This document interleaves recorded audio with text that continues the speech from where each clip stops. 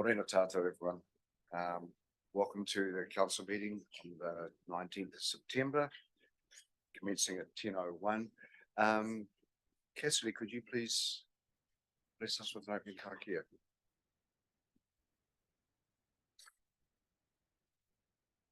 Tēnā koe te koro matua o tira koutou o te kaunihi rārohi o Ōtorohanga, mihi ana kia koutou. Just want to acknowledge everyone for supporting the kaupapa this morning and welcoming our new citizens, and just offer up a new karakia just to establish this new space room. Kia ora tātou. Hiunuhanga anuku, hiunuhanga rangi. He māreretanga, he maurutanga, ko te pau kātu, he pauaha te pau, he pauahi te pau. Ko uenuku te pau.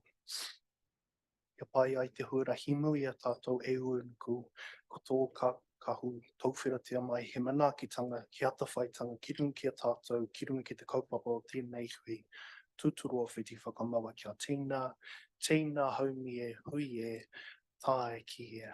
Kia ora tātou. And just a quick translation, acknowledging all of the different spaces around us and asking for those good aspects to feed and nourish the discussion and also the decisions that are made today. Kia ora tātou. Thanks, Cassidy. Could I now please hand over to Councillor Hughes for his words of wisdom this morning? Yeah, thank you, Your Worship. The words of wisdom this morning come from a gentleman called Jordan Peterson, who's a Canadian clinical psychologist. He's an author and social commentator. It's fair to say he can be a little bit polarizing depending on your views, but this is his one of his quotes on wisdom. So listen to yourself and those with whom you are speaking. Your wisdom then consists not of the knowledge you already have, but the continual search for knowledge, which is the highest form of wisdom. Thank you. Thank you, Councillor. This morning we do have two apologies, and that is Councillor Wilson and Councillor Tamaki. Do I have a move on a second of the apologies be accepted? Move Councillor Jeffries, seconded Councillor Johnson, all in favour? Carried, thank you. At this stage, there's no late items in today's agenda. Is there any councillors feel they need to or should declare a conflict of interest in today's agenda? No, thank you. Confirmation of minutes dated 15th of August and 5th September 2023. Do I have a move for a second for those, please? Move Councillor Hughes, second. Who got here? Councillor Renette Williams. Is there any matters arising from those minutes? Councillor Jeffries. Just a quick question, Your Worship. The meeting that was held out of Carfia about the car park, have you heard any more since that? Has there been any developments on that? No, at this stage we're still waiting. It's been followed up a couple of times by Councillor Tamaki, and we're just waiting on a letter of acknowledgement of who's got responsibility on behalf of iwi. But it's certainly making good progress, I believe. And I'm sure at this stage, if Graham had got anything further, he would have noted in terms of nothing from Carfia yet. Hey? No, we'll keep on following up, but certainly it's in their hands as opposed to it. Thank you. Thank you. Nothing further. So we'll move on to the receipt of minutes of the Ōtorohanga Community Board dated the 4th of September and the Carfia Community Board 7th of September. Do we have a move and a second of those minutes be received? Move Councillor Hughes, second Councillor Jeffries. All in favour? Thank you. We have nobody in the public forum today. Just moving on to what I've been up to outside of normal business over the last 4 weeks since last council meeting. As you're probably aware, I was selected to be on the Future for Local Government Advisory Group, which I'll get on to later on, but I've had a number of Zoom meetings. So the first one, there was the 17th, and this is based on the 17 recommendations that were put forward by the Future for Local Government panel that did 2 years of research into the future for local government to determine what recommendations could go forth to central government and for the reshaping of the various reshape of local government. So I had my first Zoom meeting there on the 17th. a strategy briefing of Mayor's Task Force for Jobs on the 21st. We had a DIA session in here, internal affairs session with the Rural Water Scheme Committees on the 22nd.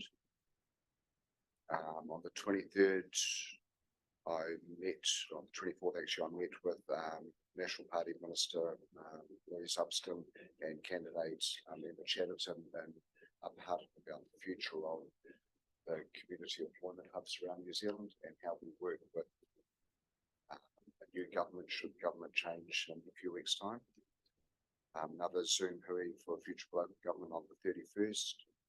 We had a meeting in council here with committee members of the Aotea Subdivision Waters and Wastewater Committee and about how they can work with or hand over their responsibilities to council or the water entity, should that be the case going forward.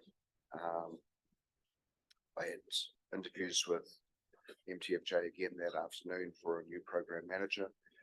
Next morning, caught up with Peter Stubbs, the chair of our Risk and Assurance Committee, and then we had a Risk and Assurance meeting on the 5th as well. Then we had a pottery for Tony sitting in the back there on the 6th. Well, and then we had the inside evening that night down at the club, which was really, really wonderful. Caught up with the chair of Regional Council, Pamela Story, on the 7th. Another governance group meeting with Mayor's Task Force on the 7th as well. Future for Local Government Advisory Group Zoom on the 11th. A council workshop on the 12th. Met with Acting Area Commander of the Police on the 13th. I was out at Ōtorohanga on the 14th for the Week in the Future. And 17th, which was Sunday, Tanya and I travelled to Wellington. We had a workshop on Sunday afternoon and all day yesterday on the future for local government. And what we had there was the numbers 1 to 17 around the wall, and the mayors and the chief executives going through the recommendations which the panel future for local government put forward. And we had post-it notes. We had green, we agree with the recommendation. Yellow, we're sitting on fence, is the wrong word, but we kind of agree or disagree. There could be some tweaking, and or we disagree with the recommendation going forward from what was done yesterday, and that they will be going out and discuss with councils in terms of where those recommendations are going, what needs tweaking. With another hui coming up in November, and we'll be looking for everybody's feedback. So look forward to a discussion between now and then with you all about where we see potential recommendations going for the government later on this year, where we see the future for local government being, which could be significantly, the recommendations are significantly different to where we sit now. But what it did prove yesterday, to get a consensus amongst local government, was probably one of the hardest things to do. But what was also noted as the day got on, that there's a lot more alignment, thinking of people as we worked more together and people got the right headspace. Yeah, you're talking 120 people in the room to try and get a consensus from councils all over New Zealand. A challenge. Anyway, any questions on what I've been up to? Yes, Councillor Jeffers. Just one quick question. The meeting you had with the regional commander for the police, were there any matters associated with Kāwhia discussed during that meeting, Your Worship, or given the issues that we've had out there in recent times? No, not specifically. We did discuss it, and like every community that we did talk about, Kāwhia has its unique challenges. Probably leave it at that.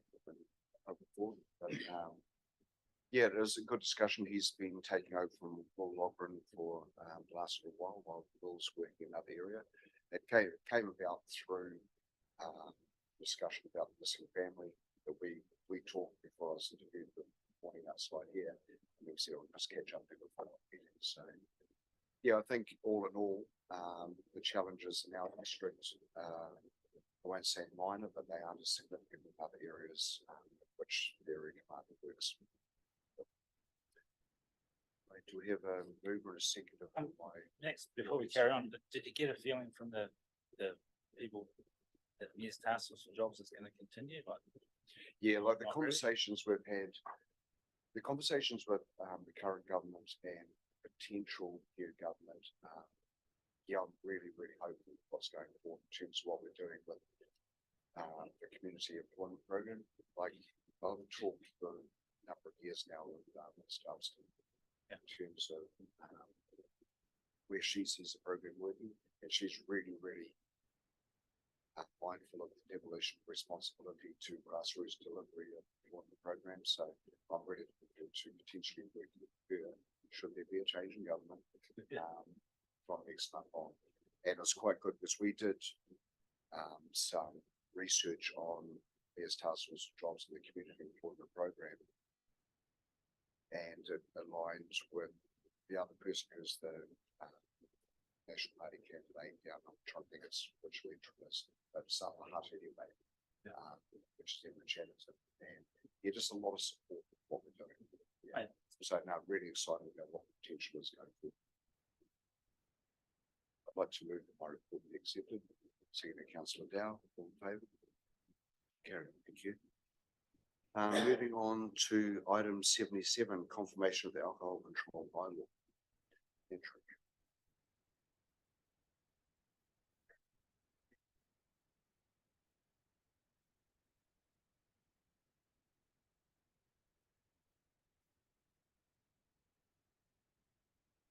Morning, councillors. Yeah.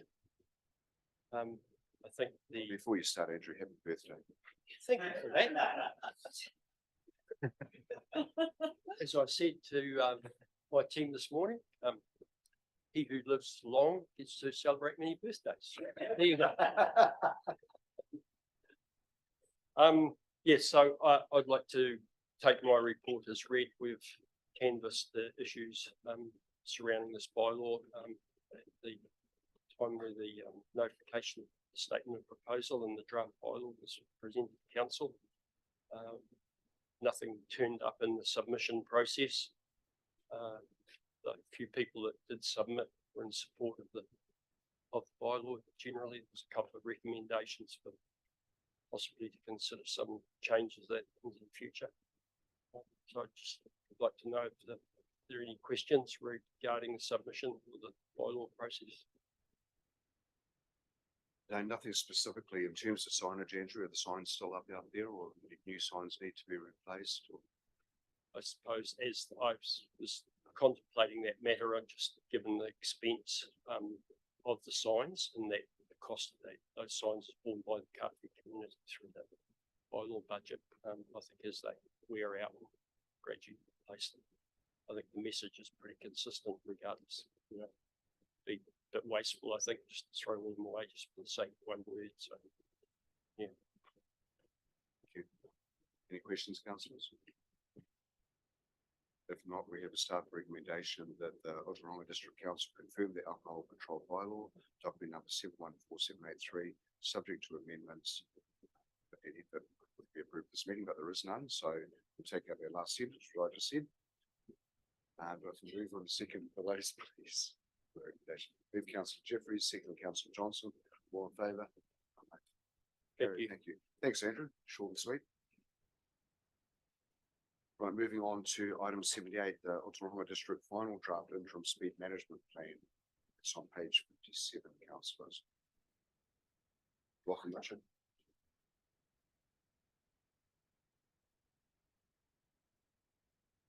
And Rachel. And Mark's joining us. And Mark.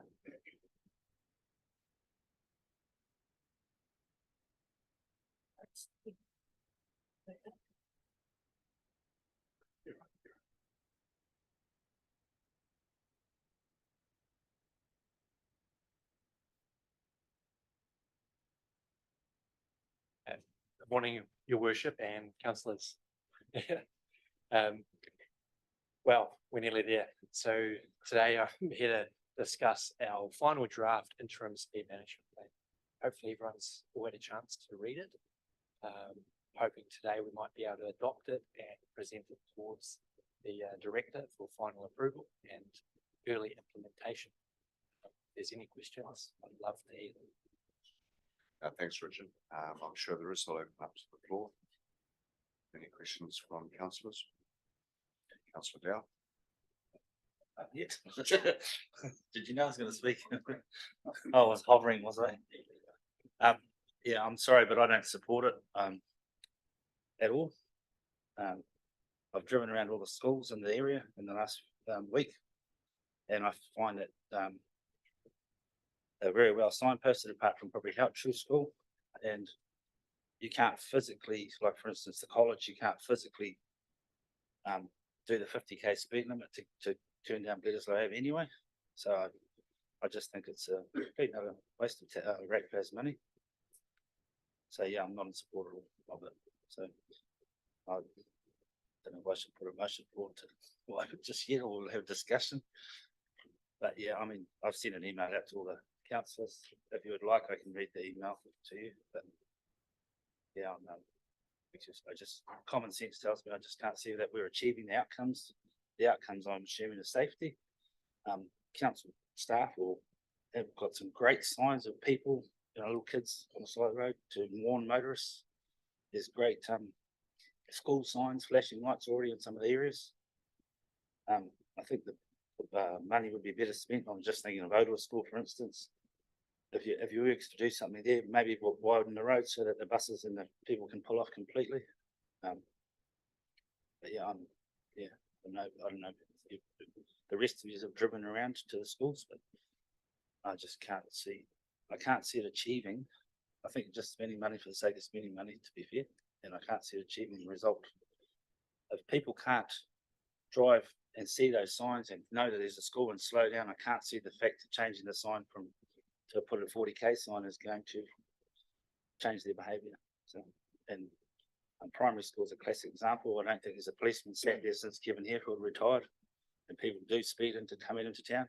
Kevin used to be there about 8:15 every morning on a school morning. I'm sure he had some success, otherwise he wouldn't have kept sitting there. But no, the police aren't policing it now.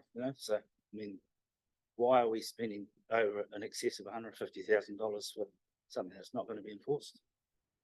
And it's just going to upset all the ratepayers and upset people, and it's certainly upset me. Yeah, I think it's quite a lot of money. So I'm sorry, but they need to go back to the drawing board. Thank you. Thanks, Councillor Brown. Don't be sorry for anything. It's we're here to discuss these matters, and thank you for doing your diligence and going around the community and have a look and passing your judgment and opinion on that. Pass over to Councillor Christensen. I was just, in the recommendation, it says St Mary's and Ōtorohanga College changed the 30k signs from permanent to variable, but in the speed management plan, it says that schools in an urban area with neighbourhoods need to be permanently lowered, not variable. So if we adopted this, then in another 3 years, when it comes into legislation or whatever we're working towards, we'd have to spend more money again to change them to permanent. That's just confused me. It's contradicting. Yeah, sure. So our first stage is to have a interim plan. And you're right, there is going to be changes depending on what party whoever gets into place. Out of the 15 risk measures that we put across the district, Ōtorohanga is ranked in high risk in 10 of those categories. From the technical assessment, we've identified that the schools are our highest priority to improve. At the moment, we've chosen the variable signs as requested from council. We can also review, and we have an option and a price to changing it to permanent standard as well. And I just sort of like to add, I think in our district, we're ahead of the game. You go past our rural schools and they're pretty friggin' awesome. The signage and the slowing down, and yeah, it's almost like we're just doing, I don't know what more you can do. People know that they're there, they're slowing down now. And yeah, I'm a little bit the same with Rodney, an honest person is going to slow down. The people that speed past schools, they're going to speed past schools even if it's 20k signs there. And if we haven't got the policing in place, yeah.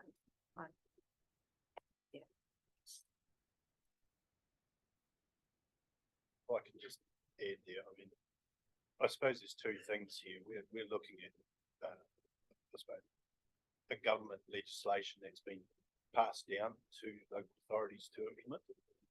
And under the categories, our category 1 schools, unless they've already got a posted speed limit of 40 kilometres an hour, have to be lower to 30 kilometres an hour, whether it be permanent or variable. So the schools and Marae is already part of that land speed management rule, the land speed rules, whichever it was in 2022. So that's been imposed on us to do.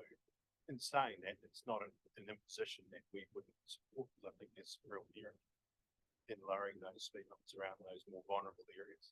Then you're looking at category 2 schools, which is a slightly higher speed. So we have to do certain things under this new piece of legislation, that is adopt a plan for March next year for certification. So that's one part that we probably don't have a lot of control over.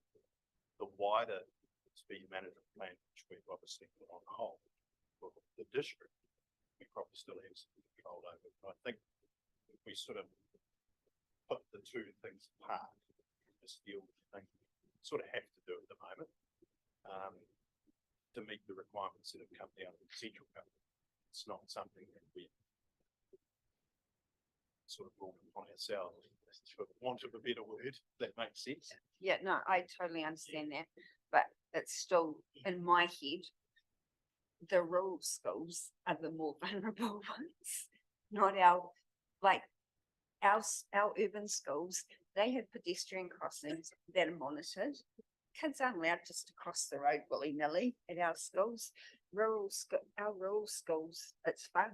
If anything, they should be slower because they're on corners or, yeah, it just doesn't make sense to me, but it's just me.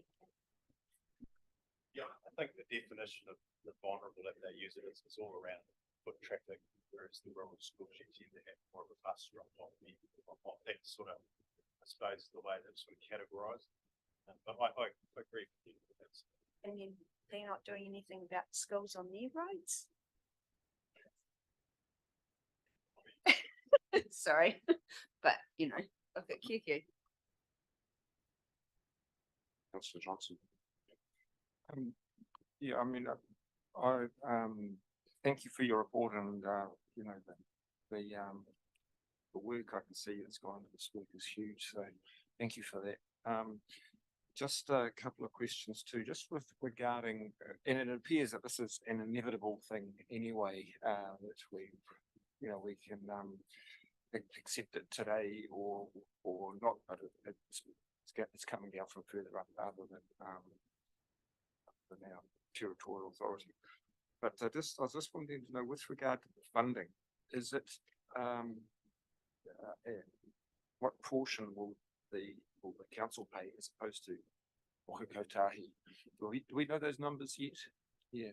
Sure. So from that option 1, the 141,000 total will be at 31% local share. So that's 39,000. Oh, 39, sorry. 30%. Yeah. Yeah. Okay, so that's only the small portion, or the smaller portion. Yeah. Okay. And the other point I'd just like to note is, you know, with just in you know, with support to what Councillor Dow was saying, I was just looking at in your report, the mean speeds already around those schools. I'm not too sure how they were taken, but in Arahina, Nutanui, South and College, those mean speeds are already lower than what the posted signs are. But I know, especially in my area, my Hihi and Ōtorohanga, we need to be slowing vehicles down. And Ōtorohanga, St Mary's and Oto Primary, they all have average speeds that are higher than the proposed speed limit. But we've got 4 schools here that they're already, average speed is already lower than what we're proposing. So just a comment on whether we need to be doing a blanket approach to the whole district. Yeah.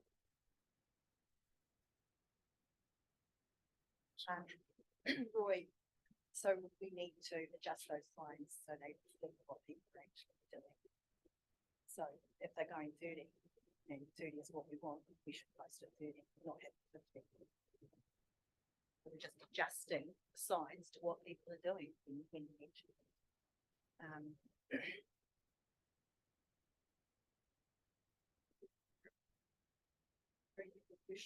Just a question about this, like Coronary School that has such a cool complete pull-offs and right on the road itself. It doesn't seem that that gives the piece requirement under the new regulations.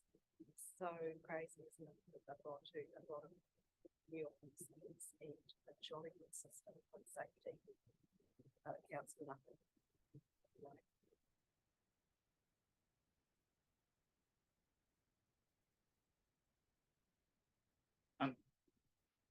Yeah, councillor Dow. I'm just interested that, Mark, you said that it's a legal requirement, so why are we even discussing it? Why not make central government the bad baddies? I can go along to my ratepayers, which I'm representing, and say, sorry, but I don't agree with it, but Wellington's forced it upon us, so. But I don't see why I should vote to support Wellington, because I don't support Wellington. And I'm not sure about the other thing that Rachel was just saying, that people are already doing it, we're adjusting the signs. People only drive up Ōtorohanga Road at about 20 k's an hour, so do we put a 20 k an hour sign there? You know, it's irrelevant, I think, you know. It's a bit like, yeah, I just can't see it. I can't see the expense. All we see, I drive around New Zealand quite a bit. You see broken signs everywhere, you know, state highway coming into Ōtoronga's got a, you know, broken sign, it's been falling down for months. You know, to maintain these signs nowadays, especially if you start putting traffic management, it's just cost. So why bother doing something that, you know? Yeah, I'm sorry, but yeah, and then if it's legal, well, we're wasting our time talking here because the government's going to force it upon us. So why should we be supporting Whakakotahi when the other day me and Minister McNulty was actually on TV saying how he was trying to stop Whakakotahi in their area lowering the speed, and they wouldn't even listen to him. He's a cabinet minister, and Whakakotahi wouldn't listen. So I'm afraid, yeah, that this is a New Zealand thing as much, but I'm only talking about local ratepayers, and I can't see the point in spending local ratepayers' money on to achieve something that we've already achieved. So Through you, worship. So haven't we, just correct me if I'm wrong, haven't we been given the guidance around category 1 and category 2 schools through that legislation, and then councils have the discretion based on our knowledge of local conditions to kind of like not exceed them, but go under, and we've done that in some cases. And so the alternative is to just take the category 1 and 2 recommendation or legislation, apply that, and then blame the government or whatever, if that's what you want to do. But as a minimum, we need to do that. We've chosen to do some other things, you know, using our discretion and our knowledge of the local conditions and that. But that's your other option.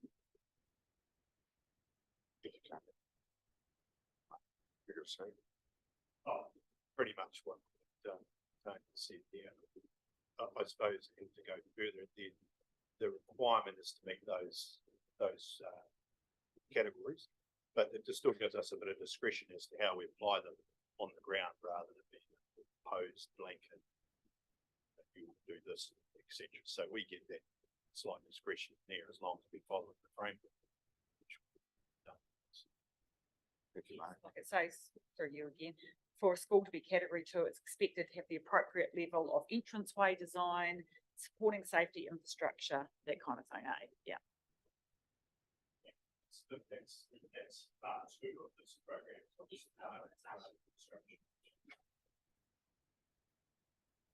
Councillor Williams. So in leading up to this, we've put things in place, sorry, 3 years. But we haven't actually had an overall speed management plan for schools, have we? So I support what's in front of us, and because I think it brings it all into an overall plan for the whole district. The relevance is our schools and the kids and people that use them.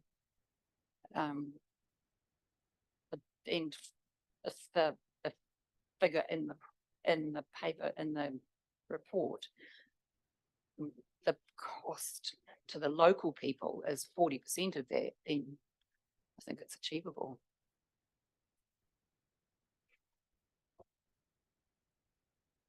Thank you, councillor Jeffries. Oh, thank you, Worship. Yeah, just to say thank you to Mark for responding to the questions I raised. Appreciate that.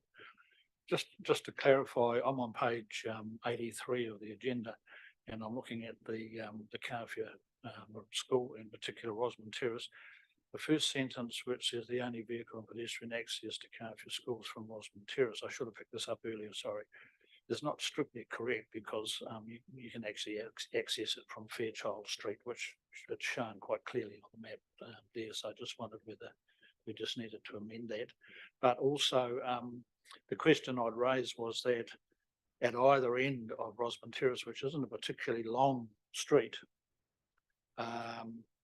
we have probably 100 metres either end where the speed limit will be 50k, and then in front of the school it drops to 30. And the question I'd raised was, I think that's just going to cause a little bit of confusion or frustration, because to me, why not make the whole street 30 or leave it at all at 50? So I'm easy either way, but I think probably what's being proposed is just going to cause, I mean, at the moment there are no speed signs on Rosamond Terrace at all. Oh, yes, there is. Yes, there are. Yeah, sorry. So that was just a point that I just wanted to raise, just as to whether or not, because of the length of the street, should we be having two speed limits on a short street like that? It just, I think it's going to cause some confusion. The other, Thanks, councillor. I'm supposed to answer that. It's a category 1 school, so it has to be 30. Yep. And I think you drive around town knowing that it's 50, and it's just notifying you 30k sign that you do have to drop according to law to 30 kilometres an hour. Please correct me if I'm wrong. well, a lot of the children that go to the school, pedestrian traffic's along Rosamond Terrace. So, I mean, if you wanted to make the whole street 30k, wouldn't worry me too much. It makes sense to do that. Thanks, councillor. Lovely. Councillor, All large our- shot at, mate. All our schools can be category 2, as far as, have you read this? So that means we've just got to be below 60 Ks. But why are they not category 2? When you read the definition here, that It's is an existing 50 kilometre. It's an existing 50 kilometre speed. yeah, well, and we've got a speed limit less than the category 2 school. So if it's a category 1 school with existing speed, it triggers the 30. But we're not category 1 schools though. Why would South School be a category 1 school when it's got the safety infrastructure? So it's, you drop off the road, you manage potential pedestrian crash, you know, there's people there walking kids across the road, so I'm not sure. It's open up for a lawyer to decide this one. She's a high court ruling, I'd say. So, councillor, we're Sorry, obviously, but we can yeah. go back and forth on this for quite a while. So we've got a set of requirements that are set down by the government as a minimum obligation that we have to do as a council. Please step from any point if I'm wrong here. And we've got the staff recommendation, which is obviously a bit more thorough than what the government recommendation is. Would that be fair? Happy with that? So then I'll put it back to you as a councillor. Do you have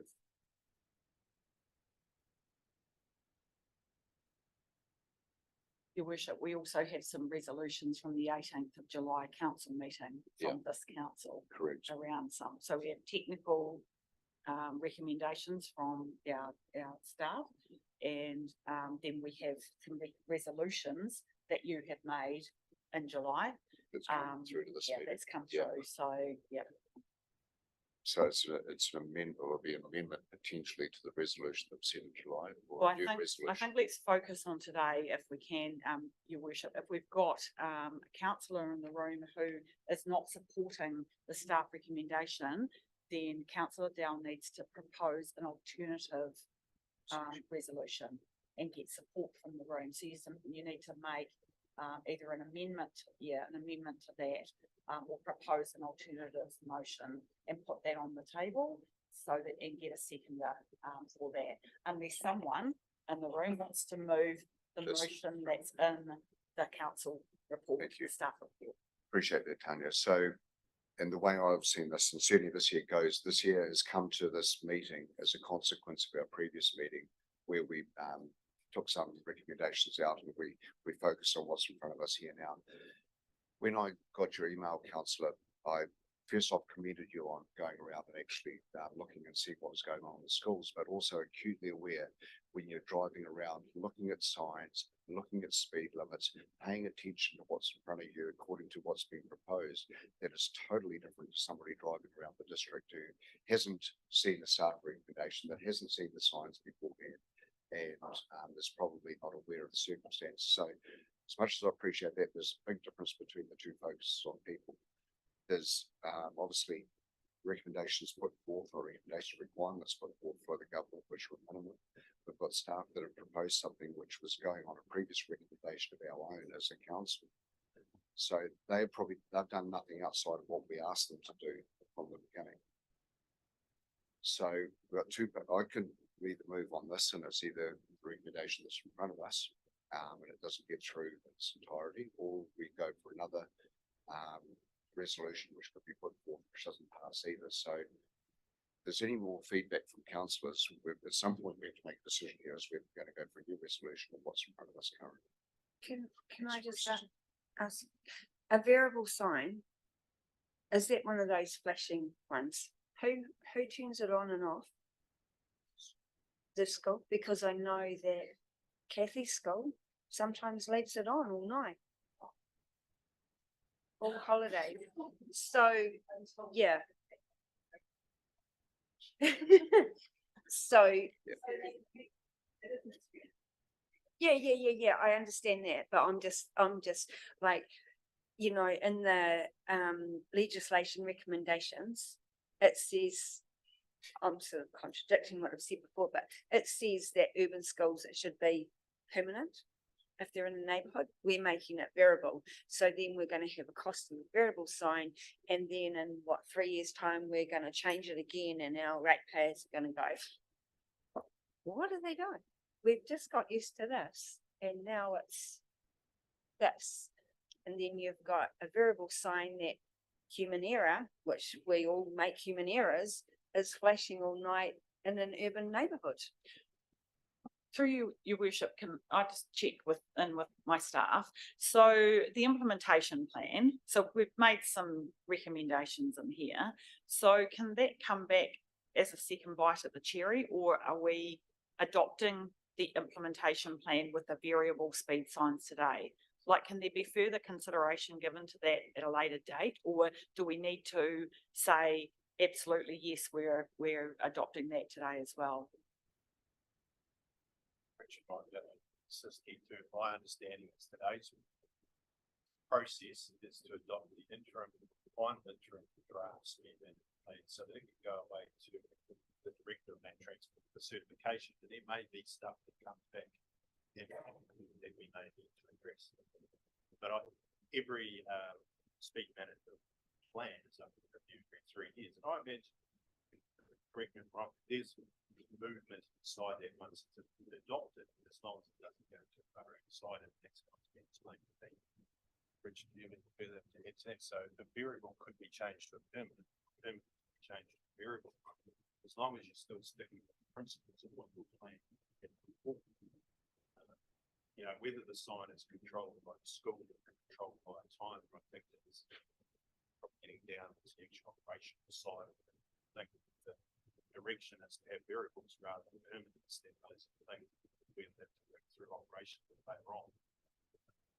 I mean, it's simple just to go straight to it's 7, but that's not the direction we can discuss this. I see, yeah. Page 10 of the actual plans, 73 of the agenda has the implementation plan with variable, you know, like proposed 40 variable. So what I'm asking is, like, if we send this in to be adopted or endorsed or whatever happens, we can't change our minds later on. It's locked in there. Yes. All right.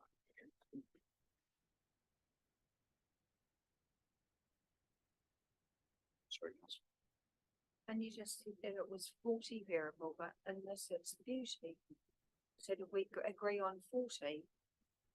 And now it's 30.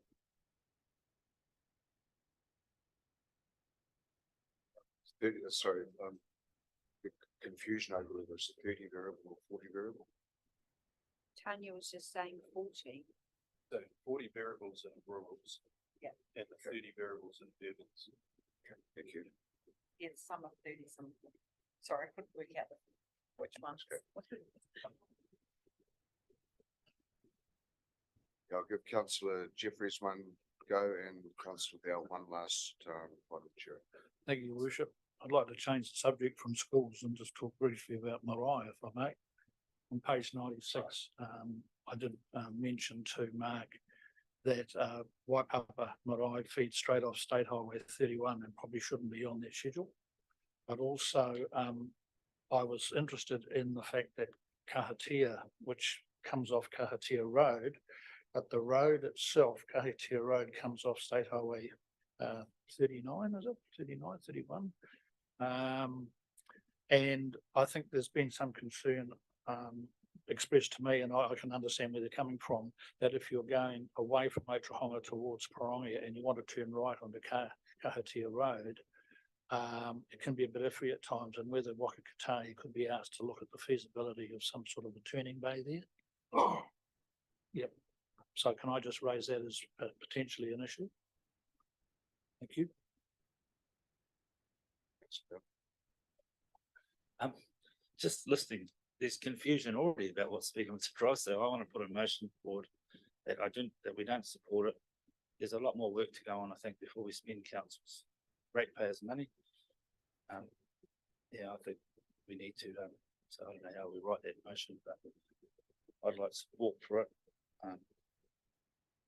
Yeah, I think there's a bit of work. I think it's too, what there's schools, there's the roads, it's just too much to digest at this stage, and it's too confusing as to what we legally have to do and what we don't have to do and what we are.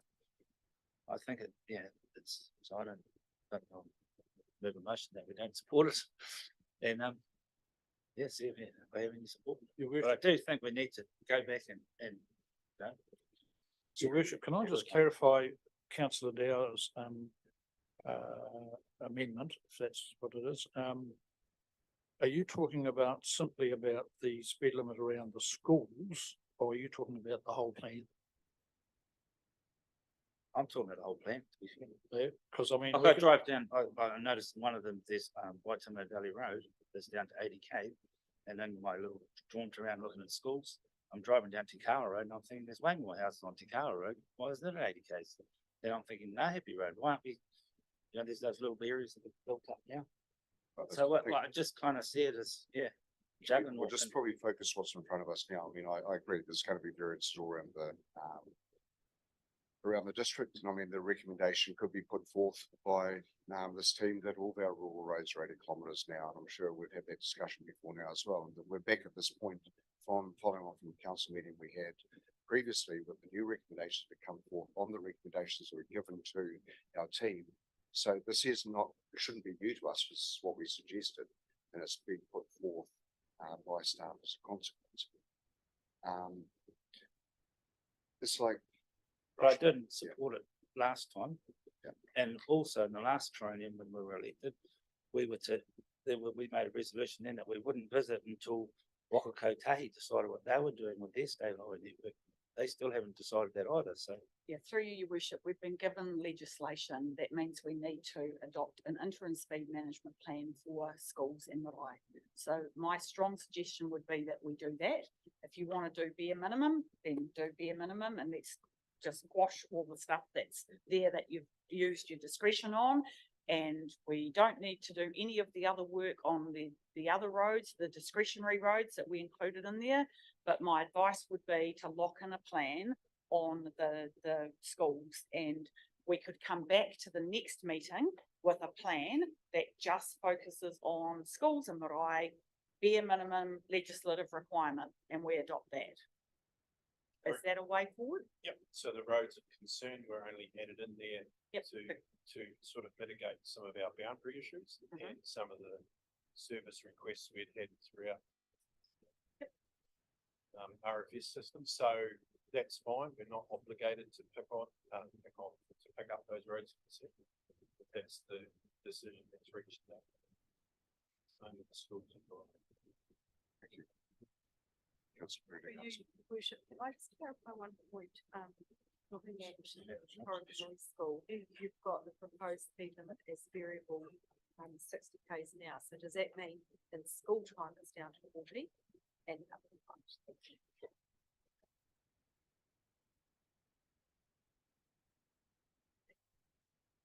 Yeah, I'm just trying to.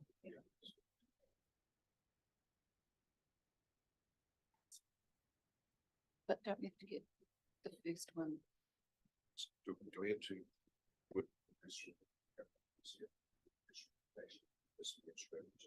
The one in the report? Yeah. No, unless someone wants to put that, unless you support the recommendation in the council report and you want to test the room on support or otherwise, then someone could move that. Otherwise, councillor Down needs to have an alternative. So where I'm seeing things at the moment, we have obviously a real grey area around the route in terms of what we think. This recommendation has come to us from ourselves on what we said in our last council meeting about the variable speed on those roads of concern, which is Ōtorohanga Road coming in. We talked about a 50k speed out to about 1.2 kilometres, I think, and we moved it from an 80 to a 60, so a variable drop off. The schools we've supported, we've got to change those speed limits according to legislation anyway. Staff have gone a bit further going on the speeds the vehicles are going past here at the moment anyway, so it shouldn't have any adverse effect. I absolutely agree with you, Councillor Dow, that going around there, you've seen things and see some concerns, and you didn't support it in the first instance. But I'm also acutely aware that people who aren't driving those roads on a regular basis and aren't going up there looking for issues or anything won't see that. So what I'm going to do is we've got a staff recommendation I'm going to put forth, and if that there goes through, then so be it. If not, we'll come back with a second recommendation. So our staff recommendation currently is that Ōtorohanga District Council adopt the final draft interim speed management plan and proceed with submission for certification from the Director of Land Transport. I move that. Do I have a second? Second, Councillor Williams. All in favour, raise your hands. Against? Sure. Three against. Raise your hands. Four against. Sorry, I was making count of that. Sorry, not against. The four. Those for the recommendation. So you've moved it. I've moved it. 1, 2. We've got, so 4 of you. For the recommendation and against. Okay.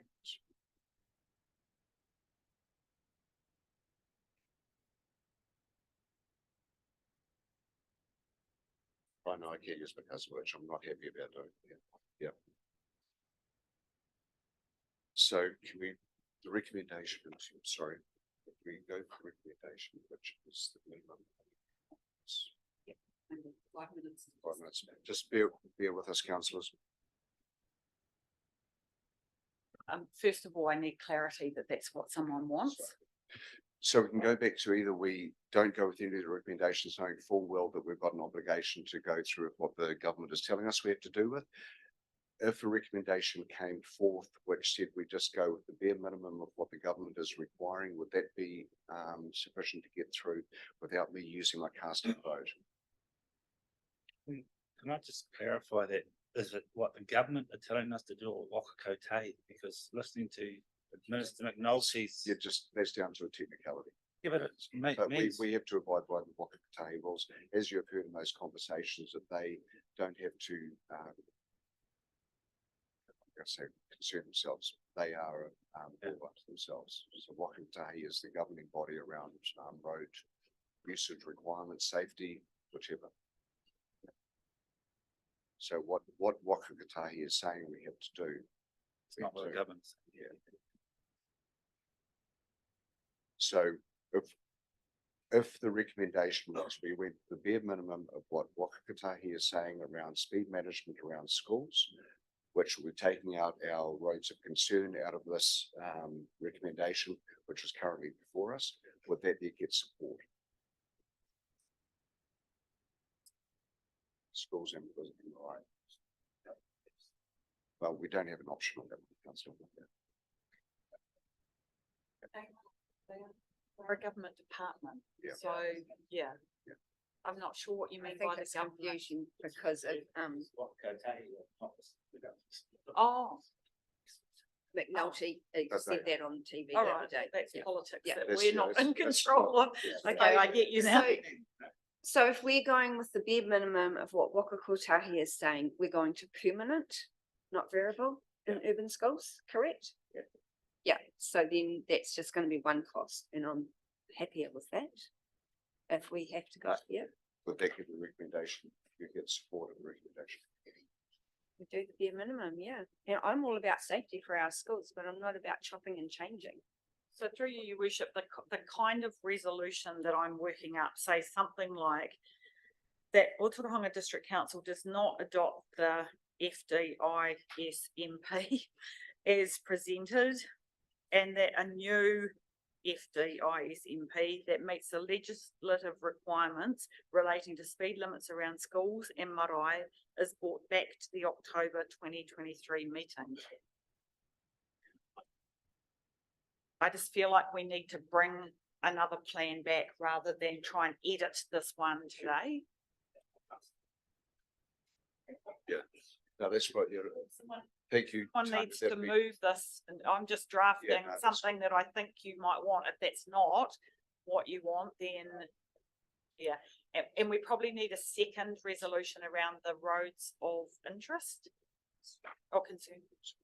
So, yeah, we, just for clarification, I think the councillor just raised there, actually removing variable speed signs to permanent. Is that correct? So we're talking about a complete plan change of what we haven't consulted on. So if that's, Yeah, I know where you come from, Mark. so, I mean, So that's more public consultation, isn't it? well, I think we're going away from variables to permanents. We're actually changing the status of that road for all the hours of the day, rather than what it was during school hours, which may not be as receptive to the community as permanently reducing it. So I just think that's quite a big change from going from reducing the speed limit to variable to reducing it permanently. So It maybe is, but we just need to have some time to consider that. Yeah, Mark and I did have a discussion earlier about what level of change, like if a certain level of change is made today, what consultation or engagement would we, be required to do?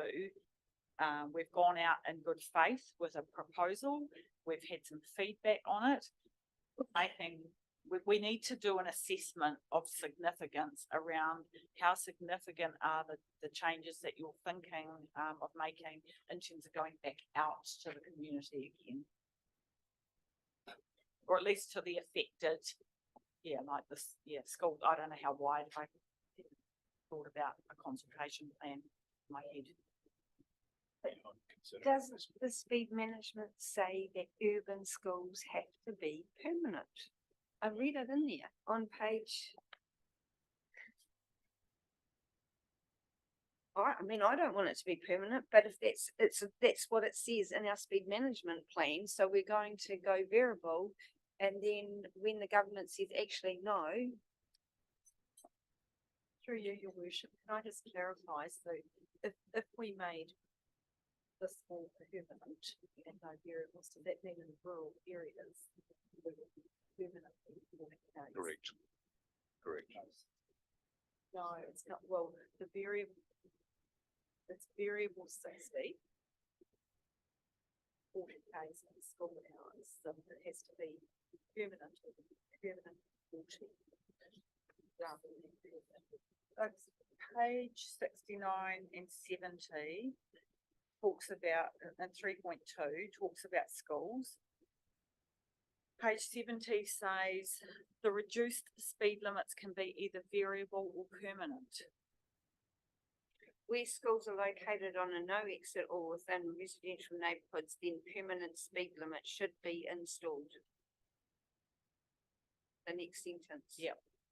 So, So residential. yeah, our town schools are in residential. So they have to be permanent, that's what it says. But rural That's what I schools don't would be understand. very-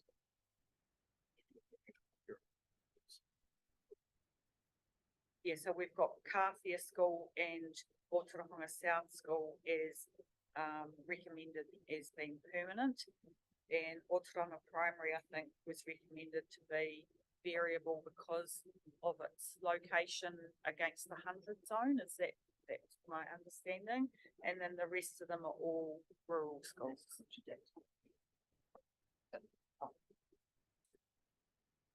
Councillor Johnson. I'm just to clarify the conversation here, I mean, that there's I'm not talking about the urban schools, but certainly the rural schools. Prime concern is safety of children, and I think that the cars should be slowed down around school time on rural schools. But I also want to allow the efficiency of transport of people who live rurally too. So I'm all in favour of the variable speed limit as proposed around the rural schools, particularly in my area. I think that's a must. But with regards to the permanent in urban, I think that's what our conversation is here at the moment. And yeah, I'm still undecided about that, but yeah, I just don't want, I'm completely in favour of variable speed signs rural. They can be, rural schools are different categories, so they can be variable, but this says that urban schools and neighbourhoods have to be permanent, so that's why I'm confused.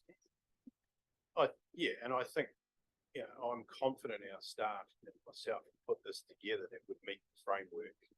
And there's always the one further step of certification, and if there was something brought up at that point, I think we're diving right down into detail here of different signs, and that maybe that discussion was at the last council meeting, not at this point now.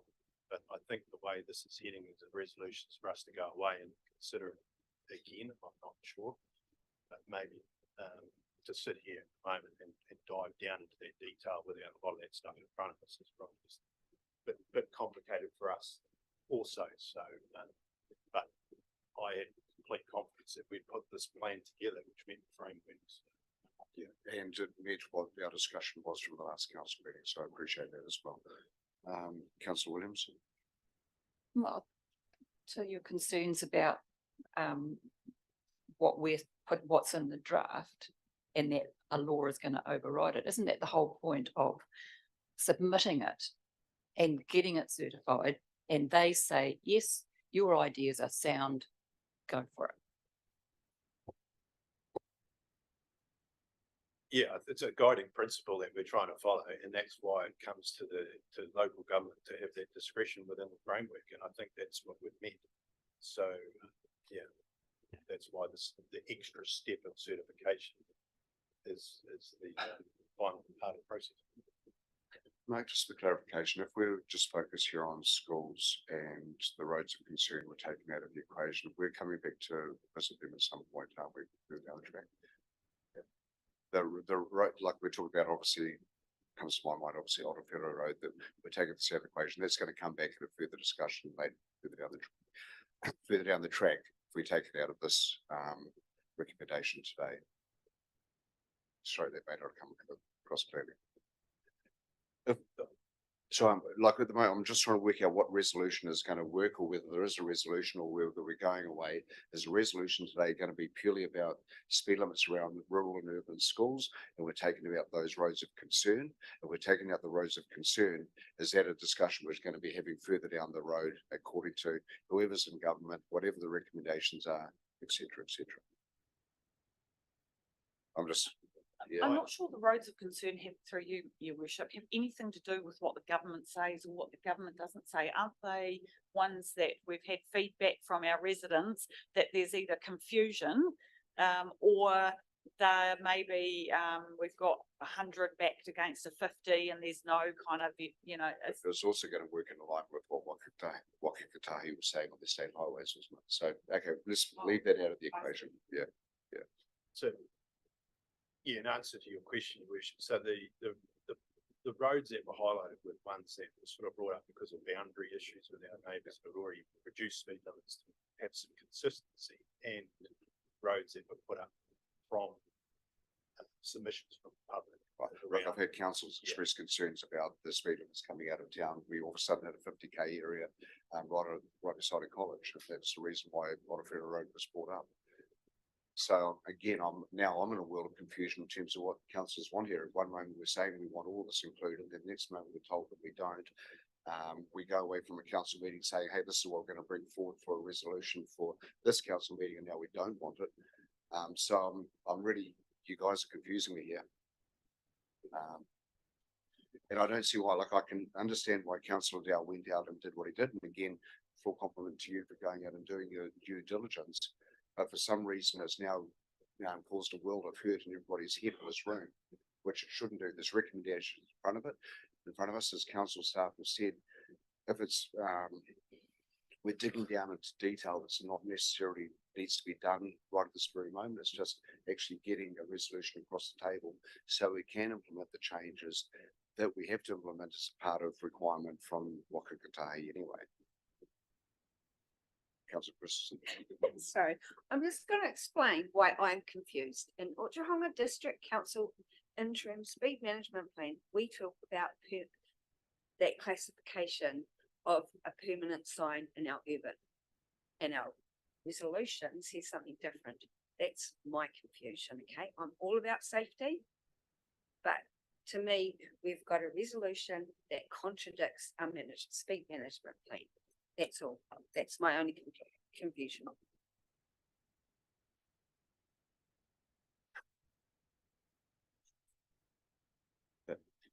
The ground variable and the urban schools. So if the urban schools were permanent. On the 18th of July meeting. Will be.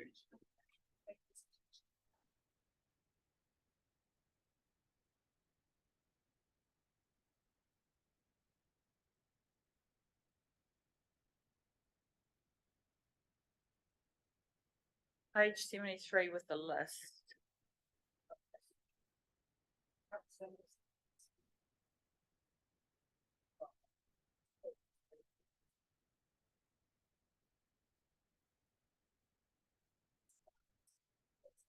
It's out there. And it's wow.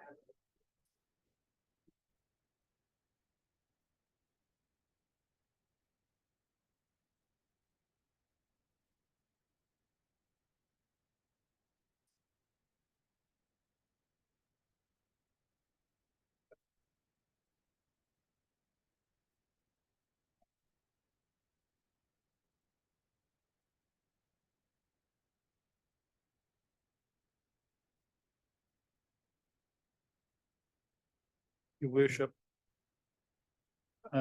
if we were to separate out the issues that have been raised around speed limits around schools and have that just as a separate exercise, if you like, would councillors then be happy to agree to the remainder of the report, or is it the whole thing that needs to be done? I'm still a little bit confused on that. Going on what Councillor Christensen just said, it's one issue of variable versus permanent.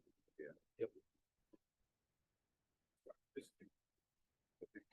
Which is the Councillor clarification? Dow's Sorry, concerned Councillor. about the roads of concern as well.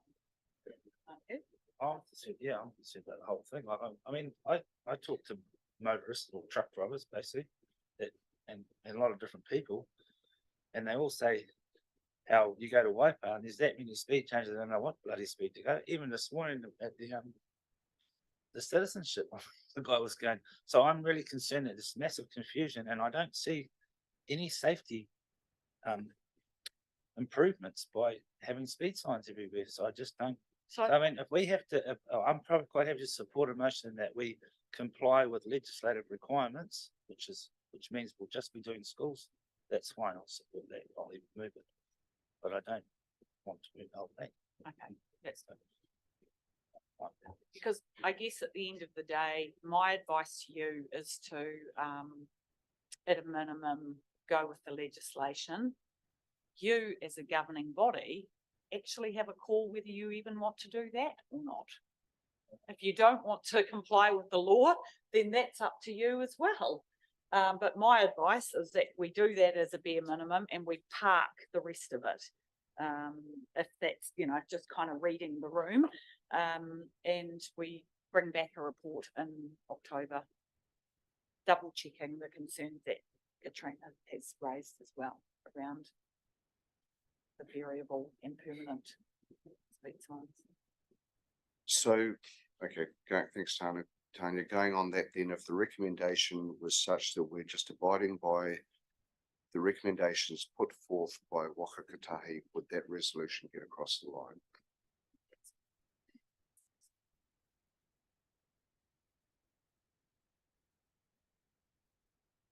Sorry, what was that? Listen,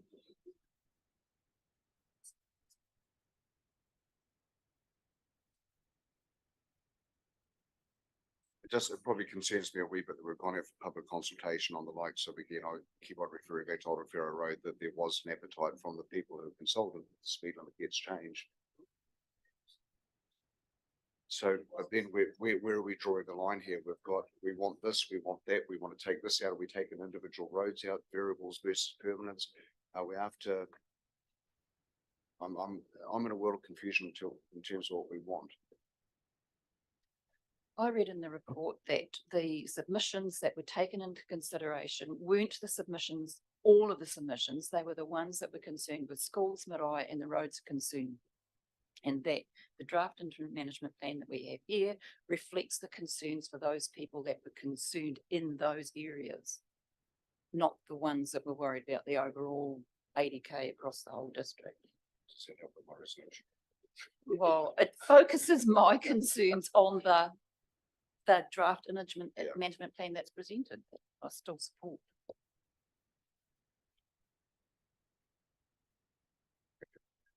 We're going to recommendation with the BM, we come back to that. Best for us. Well, you need someone in the room who's going to move. When I went out for the survey, we had more people against than for it anyway, so we're only listening to the people. If we Yeah, but go that's back. We that's just what didn't listen to Councillor them last Williams time. is saying, that these roads, other roads of concern are what people brought up themselves.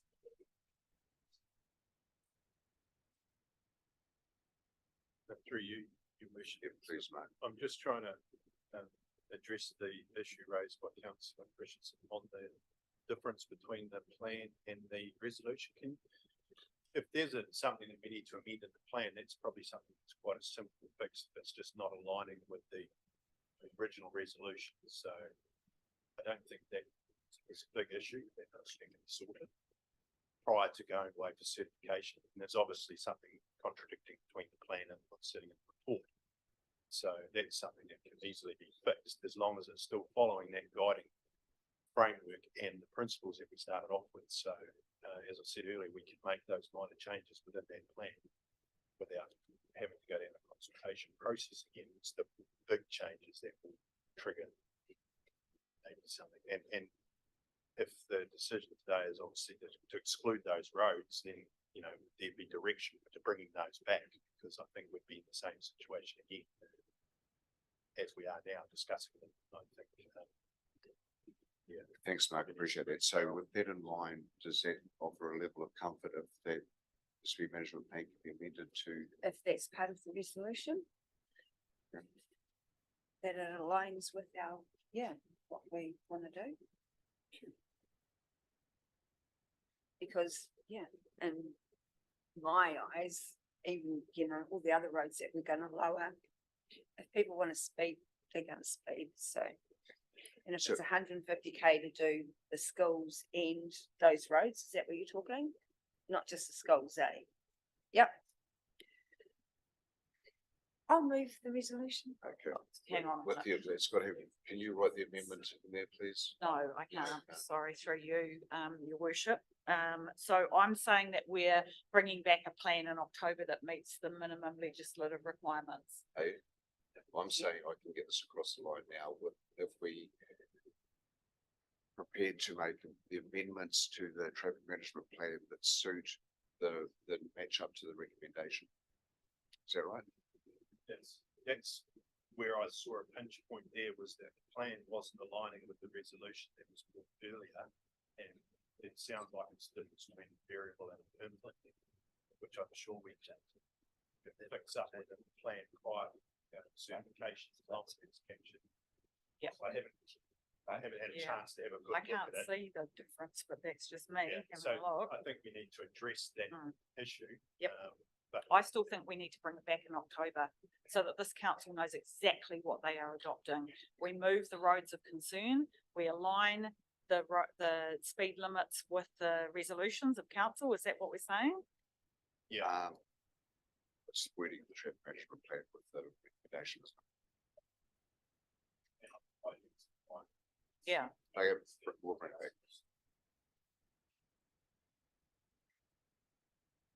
Okay. Yep, thank you.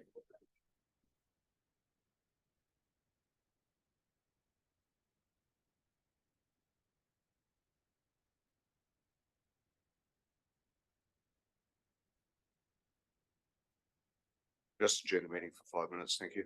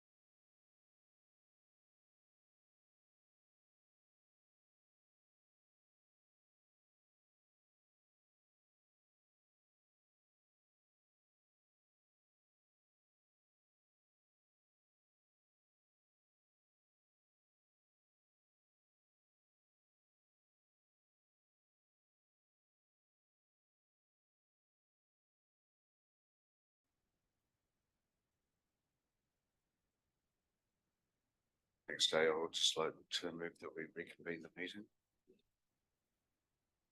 Okay, so my first recommendation that was put forward, Kyle, the correct wording for this is I remove it from the table, is that it?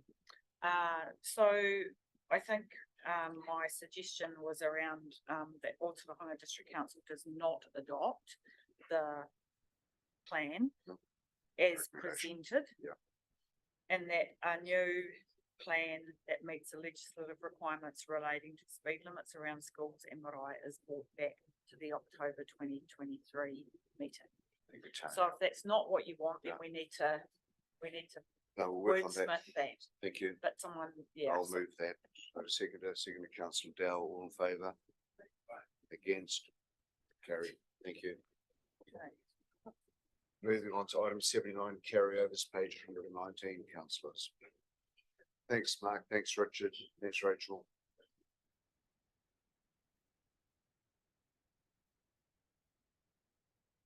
Brennan.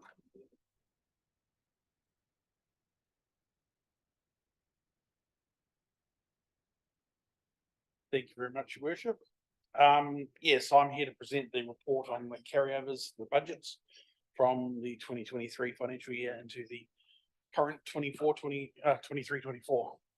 Sorry, did I say that right? Yeah. Last financial year into this financial year.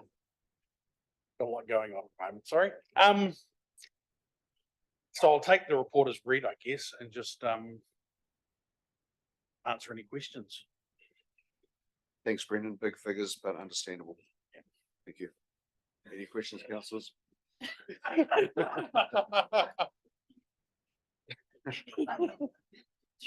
Through you, your worship, not a question, Brendan, I guess, just thanks for the report, but also how will this impact on your human resources? I guess it's going to add quite a significant workload. That's probably a bit of a question for Mark, because most of them are in his area. Yeah. Yes, maybe when Mark comes back, it might be a question. I believe he's pretty confident that he's got the resources in place to achieve all of this. I think it was a concern more than Yeah. that's all. Yeah. Brendan, just in light of the fact that we've had many discussions over the years about carryovers, and we've kind of questioned them and dug in deeply, and certainly reading the record there, everything makes sense. What is your level of comfort with those carryovers, and is it going to highlight any concerns for auditors or anywhere else, or funding available, etc.? From an audit point of view, I don't think there's any issues from their point of view. I mean, a lot of the items that we're carrying over were intended to be carried over. So it's multi-year contracts like the wastewater main renewals and some of the water supply mains renewals, as well as also a multi-year contract. Some of them are just timing issues, like the Ōtorohanga Road. It was pretty much almost done, but just with the weather we had over the summer, obviously it moved the window for doing that sort of stuff. So you're always going to get that, particularly in the roading area. Carryovers are probably to be expected there sometimes, depending on the nature of the work you're doing. Yeah, in terms of funding, I don't think there's any particular issues for us securing external funding for cash flow purposes, because most of these are funded from either cash surpluses from depreciation or return loans. That's just a book entry, really, and so our cash flow is more covered from external loans. So as long as we have no issues getting funding, and we're not expecting any, obviously, depending on what happens with the economy, our interest rates might be slightly higher than they have been, but I don't think there's any issues with us actually securing the funding. And that goes with any subsidies associated with any of those carryovers as well? Yeah. So the subsidies, so with the Whakakatahi subsidies, they give us a 3-year block, and so we're now into year 3 of that block. So everything we've carried over that's related to roading that gets that subsidy, that funding is still available. So we definitely get the subsidy on that. It is very much, I believe, this year a use it or lose it. So at the end of June this year, whatever subsidy we haven't used doesn't carry over again into a brand new 3-year block. So we lose anything we don't spend. So I know Mark's team is doing a lot of work to actually spend. Further to that, Brendan, in light of logistics, supply chain issues, and everybody probably with the number of carryovers, the availability of contractors to fill out contracts. Mark's back, yeah, so we'll ask him that question. Sorry, Mark, back to you. Just with the substantial level of carryovers, which probably are not going to be untypical of a lot of councils around the country. It's quite substantial. We know that there's been massive supply chain issues, logistics issues. Do you foresee any problems getting these contracts carried out with keeping that in mind?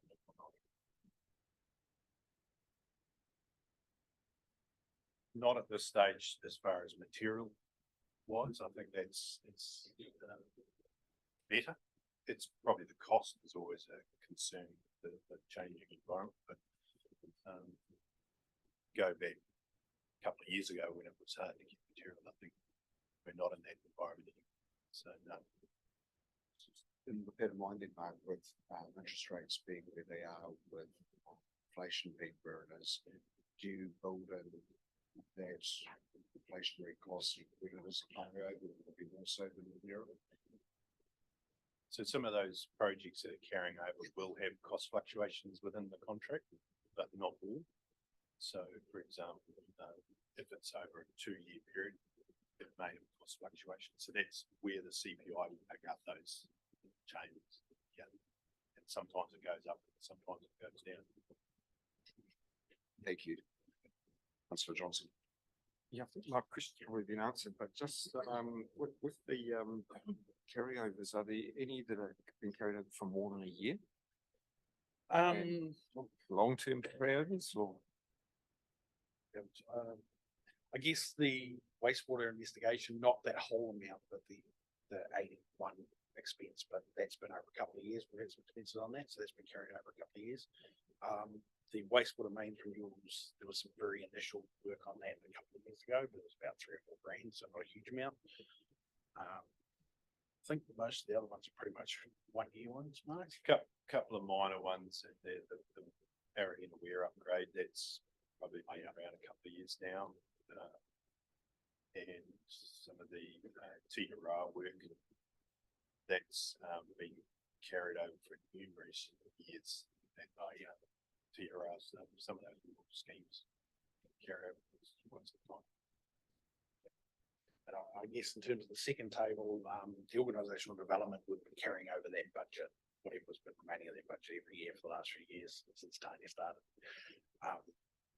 Until that all gets used up. So that was money that was put aside by the previous CE for the time used to develop the organisation. Because that money has been budgeted and covered by rates, we're just carrying it over until such time it's all used up. Thank you. Any further questions, councillors?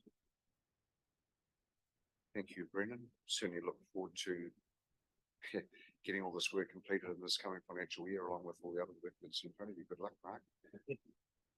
So we have a staff recommendation here that Ōtorohanga District Council approved the carryover of $10,249,087 to the 23-24 financial year for the following projects. And those listed below the staff recommendation. We have moved on to second for that, please.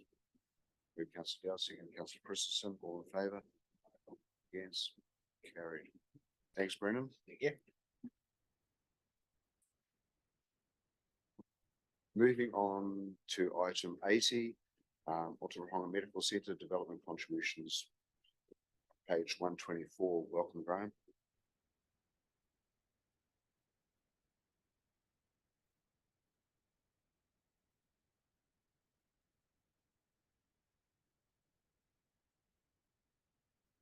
Yeah, thanks, Your Worship. So this was brought to council last month at a workshop, and there was, I guess, general consensus there that the development contributions that had been levied against the Ōtorohanga Medical Centre be remitted. So this is just a formal report to come to council to carry that out. Thank you, Graham. As Graham mentioned, this is something that's been discussed and obviously brought back to council. So unless there's any further discussion, we have the recommendation that the Ōtorohanga District Council remit the development contribution notice of $4,866 to the Ōtorohanga Charitable Trust for building the 1800034 Medical Centre on 8 May 2018. Moved Councillor Dow, seconded Councillor Jeffries. All in favour? Against carried, easy. Thank you, Van. Moving on to item 81 on page 127, which is funding requests for $30,000 for the 22-23 year from Maru Energy Trust. Welcome. Kia ora, your worship and councillors. So Maru Energy Trust presented to councillors, I think it was last month now. And so this is a follow-on report to support their request.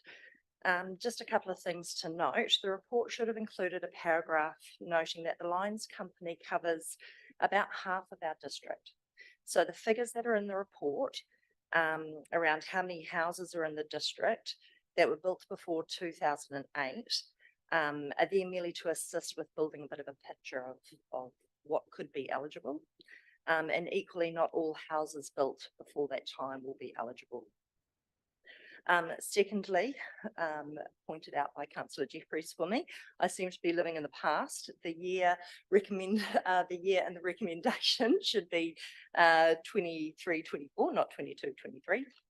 And lastly, the insulation costs noted in 4.9 are GST exclusive, just to be clear there. I'm happy to take the rest of the report as read and answer any questions. Awesome. Thanks, Nadia. And thanks, Councillor Jeffries, for picking up that small numerical error there. It's the year of one person's life. Any questions, councillors? Not a question, but I support the recommendation. I think this is a very good cause, and the more that we do in this space, the better. So, good report. Thank you, Nadia, and I support it. Thank you, councillor. Absolutely endorse your words there. So I'll just read out the recommendation which you'll be moving, that the Ōtorohanga District Council approve a one-off grant of $30,000 to Maru Energy Trust for the 23-24 year from the levies and grants cost centre as unbudgeted expenditure to assist eligible Ōtorohanga District homeowners to insulate homes with Maru Trust reporting to council following the end of the year of the 23-24. On outcomes achieved. Move Councillor Jeffries, second Councillor Prendergast, all in favour. Against carried. Thank you, Nadia. Appreciate it. Thank you, councillors. Item 82, application for temporary road closure of the Target New Zealand Rally 2023. Richard, thank you. Page 132, councillors. Morning again. This morning's application for the temporary road closure for stages 9, 10 and 11 of Target New Zealand Rally. Is here today to gain interest and hopefully you guys consider that application for road closure. So any questions, please? Thanks, Richard. Any questions, councillors? Councillor Jeffries, then Well, Councillor Down. Sorry, sorry, Rodney. I just wanted to make sure you've got all the documentation that you need now from the Target people for this. Yep, and you're satisfied that they have actually contacted the residents of the road. Yes. Yep. So part of the we're using currently Submitica, which is our traffic management platform, just so we keep all the records of the engagement with locals and all the sign of documents there. Okay, and just one other quick one. In previous applications, we've done a drive over prior to the rally, and then another one after the rally, just to inspect the road. That's happening. Correct. Good. Yes. Thank you. Yeah, Councillor Down. Oh, mine was just a grammar check. Well, not a grammar check, but it's got to be published in the Waitama News. It's now the King Country News or Chronicle, just abbreviate that. That's all. Not too much drama. Thank you, councillor. Any further questions, councillors? If not, we have this. Oh, sorry, Councillor Prendergast. Not a question, just an observation that this is a great little fundraiser for our rural communities and Target. You've gotten ahead of their application council. We've been communicating quite closely with the community. So yes, that's good. Awesome. You'll be going to watch on the day, I imagine. No, I'm really hoping to get a strategy workshop on that day, unfortunately. Oh. We do have a very good position from our house. Awesome. So yeah, we'll come to your place here. So we have the staff recommendation in front of us that the Ōtorohanga District Council approve. Yeah, I'm missing a word there. Approve the application for temporary road closure of roads. Maps attached on Wednesday, 25th of October, 2023, as per Schedule 1 of this report, be granted with the following conditions imposed as highlighted in A through D. Moved Councillor Hughes, second Councillor Prendergast, all in favour? Against? Carried. Thank you, Richard. That was easy, eh? Move on to item 83, community facilities activity update. Jared, welcome. Page 156.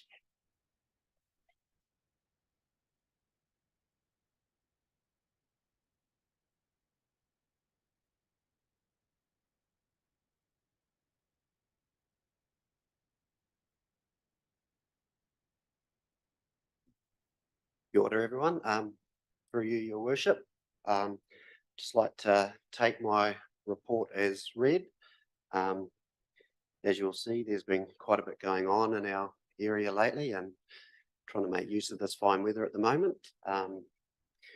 With a couple of the big items in there is community facilities asset management plan, which has been largely sort of non-existent in the past, with very minimal plans out there. So it's been a lot bigger undertaking than even I thought it was going to be. But it's been a huge learning experience for myself, and we're getting there. And it's going to put us in good stead going forward with all our future planning and just where all our buildings and assets are sitting at the moment. So it's a really good spot to be in. With the staff realignment, it's been a huge help. We've got teams behind us now, our asset team, our project team. And for someone like myself, it's just really helpful having the support of those teams and the knowledge that they bring in their specific areas. Another big one is a couple of our projects that were brought up through our TCP process you will see in there that are getting underway now. So it's good to see those moving and have those things coming out of that plan that we had, that all that is actually moving forward. So on that, any questions or anything through that report? Cool. Hey, thanks, Jared, and thanks for the report. That was really a great report to read. It's nice to know where you're at on the projects, what's underway. As you said, the comfort that you'll get out of that asset management plan is going to be huge for you going forward. And yeah, unless you've got that in front of you, it's pretty hard to plan for the future. So yeah, so congratulations to the team and to yourself for this. Is pretty pleasant. Hi, Jared. I don't know, a question, feedback, suggestion, I don't know what it is. The Resource Recovery Centre, the feasibility study. I've brought this up with councillors before, but sadly I'm not sure that it's come through to staff. I believe, and I'm not, that if we were going to look at a zero waste thing, that we actually need to be thinking outside the box and bring in our partnering councils, because we're too small to do something amazing by ourselves. So I don't know how it would work, but I would love that feasibility study to stretch to our. You look like you're listening to say something. If you're going to make me smile, make me smile. Through you, your worship. That is definitely part of a feasibility study. What do our neighbours have? What is available? And yeah, like you say, a lot of these things, us standing alone quite often isn't big enough. I'm constantly in talks, especially with Waitomo District Council. Their contract's very similar to us, and they've got a new waste officer down there who we're basically emailing weekly at the moment. So this feasibility study, we're trying to get a local group to carry that out, who I'm in discussions with at the moment around a scope and some pricing, purely because they know the area. They have been deeply involved, and we want to include our neighbours in our feasibility study. Cool, because I think, my dream is for us to have something like Raglan, but it's combined. Like we've got the land, so, and they've all got more money. So like a partnership that, we run something like Raglan, but not just for our council. Councillor. Any further questions, Councillor Jeffries? I just, yes, thank you, Your Worship. Yeah, nice report, Jared. Thank you very much. Hey, just a quick question. This has been raised previously, but not for some time, I don't think. At the Carfield Cemetery, there was a screening program some time back to separate the cemetery from the refuse transfer station. And it's only been partly successful, and it's not a very pleasant look when you're standing in the cemetery looking at a rubbish tip, in other words. But is there some way that we can actually go back and just revisit that replanting or that screening process at some stage? I'm not asking for it right now, but can you put it on your list of things to do? Yes, through you, Chair, I'm actually in Carfield this week with Regional Council looking at that whole area, so we can revisit that and try and work out why there's a few reasons why the plants didn't take. It's a very solid compacted clay base there, which is extremely hard and very hard to grow anything, but we can look at some options and bring that to the table. Sure. Councillor Bell. Jared, well, I don't know if you can answer this, but with a lot of people have, a few people have said to me with the earthworks, the cemetery, and the fact that we've had a few slips in that this year, that like I'm planted on this, whether they're the earthworks, do they do like GOS text assessments or things like that? Like, and if I happen to have a plot there, I'm going to end up sliding down into the main road. Or, like, there's just a few people looked up and go, "Oh, that's quite steep." Is it? Is there? So just I don't want enough of the main road for it that way. through you, Your Worship, I share your thoughts, and I do not want to see anyone sliding down the hill. The initial stage of where the initial plots will go is actually cut, not fill. Okay. So it's solid ground there.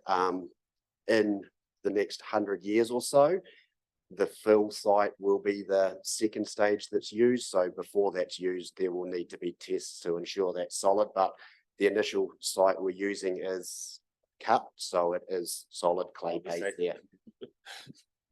Thank you.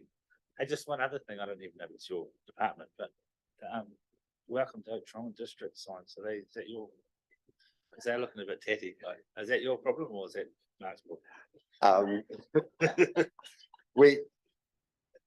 Myself and Mark just had this conversation 2 days ago, and we're getting a plan together on what we're going to do with those. Thank you. Yeah. We did have that discussion the other day. Yes. Thanks, Jared. Any further questions, councillors? If not, again, great report. Thank you. We have the staff recommendation that the Ōtorohanga District Council received a report titled Community Facilities Activity Update for the month ending September 23 from Jared. We received. Move Councillor Prendergast, second Councillor Christensen, all in favour? Yes. Great. Thank you. Thank you. Brendan's already excited about the opportunity to present his financial report. Welcome again, Brendan. Thank you. Right, so it's probably not too much to talk to here. Sure I'll take it as read. In terms of our surplus or deficit, it's a surplus year to date, about 252,000 over. Oh, sorry, under what we budgeted. Most of that is due to, as I say, the operating revenue being down about 217,000. The expenses are only slightly up. And that operating revenue is due to timing of predominantly other income, which is our regulatory stuff. So that's always a timing issue. You try and budget where you think you're going to get the money coming in, but it's an interesting sort of area. You can't exactly predict when you're going to get your peaks and troughs and that sort of income. On the next page, in our financial position, so again in a healthy financial position, working capital at the end of August of $4.8 million. Yeah, not too much else to say there. We have got the revaluation results for our roading and Three Waters assets, which are still going through audit at the moment. That's not reflected in these figures because we haven't finalising yet, so once that's reflected, you will probably notice in maybe the September report that those numbers are going to suddenly jump. That'll be why, but I'll explain that in the actual report for that one. And the cost of service statements. So I guess the big thing there, capital looks like we're well overspent at 4.1 compared to a budget of 1.89. But as I said in the notes there, that's because I haven't included the budgets that you just approved for me to carry. So what next report, you will see that suddenly we'll be under budget because of that carryover will come through. So yeah, any questions about anything?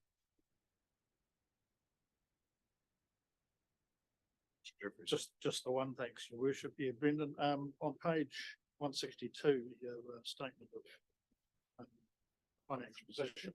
Yep. The total borrowings figure there of 6.4 mil. Yep. That includes the advances that were made to both the, just clarify for me, the Kiwi House and the Smith. So 4 million of that was for the advances to for NKC. The other 2 million was just a cash flow loan that we took, and that actually just got paid about 20 minutes ago.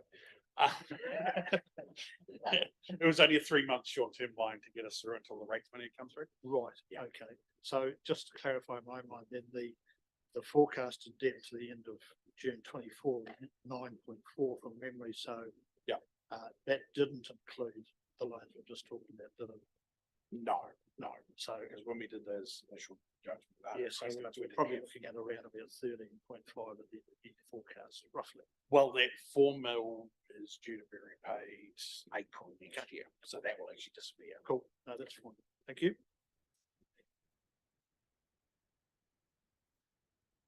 Nothing further, councillors. Thank you, Brendan. Staff recommendation of the Ōtorohanga District Council received the report titled Financial Report for the month ending 31st of August 2023 from Brendan. Moved Councillor Jeffries, seconded Councillor Johnson. All in favour? Against? Carried. Thank you, Brendan. Thank you. Moving on to item 85, concept plan update, page 164.